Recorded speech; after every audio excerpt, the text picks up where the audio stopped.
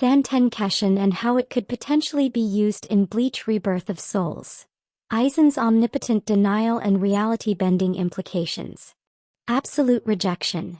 Analyzing the true scope of Santen Keshin's ability to reject all phenomena, including physical attacks, spiritual pressure, and even causality, which would be a terrifying prospect for someone like Aizen in a tactical Rebirth of Souls scenario, especially considering future boss encounter mechanics. Envision a defiance aura that negates all incoming damage for a brief period, or a temporal rewind that reverts the last enemy action. Passive application and mental blocks.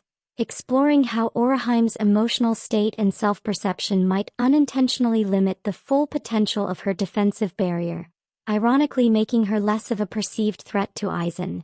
But imagine if this limitation was removed through a rebirth mechanic in Rebirth of Souls. This could manifest as a resilient stance that scales with her mental fortitude, or a willpower shield that gains bonus defense based on her current HP. Aizen's strategic avoidance. Speculating on why Aizen never directly confronted Orihime's ultimate defense, suggesting he understood its potential to disrupt his plans, a strategy that could be perfectly replicated and amplified in a Rebirth of Souls boss battle or through a new Aizen variant. Consider a strategic retreat debuff on Aizen when Orihime is on the field, or a conceptual counter that reflects Aizen's illusions back at him. The reality-bending implications.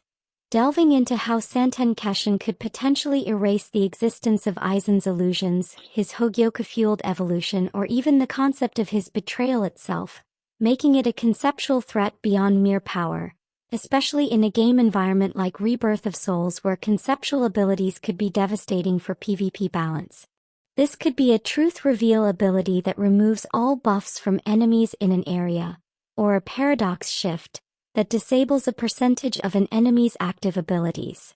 Conceptual erasure. Discussing how Santen Keshin at its peak could deny the very idea of Aizen's existence or his schemes, making him truly powerless, and how this could translate into unique gameplay mechanics or ultimate abilities for Orihime in Rebirth of Souls, perhaps as a counter to new transcendent characters. Imagine a nullification field that prevents enemies from casting spells for a short duration, or an absolute denial ultimate that removes one enemy from the combat for a set number of turns. So what do you think? Should Orihime Inoue be playable in Bleach Rebirth of Souls?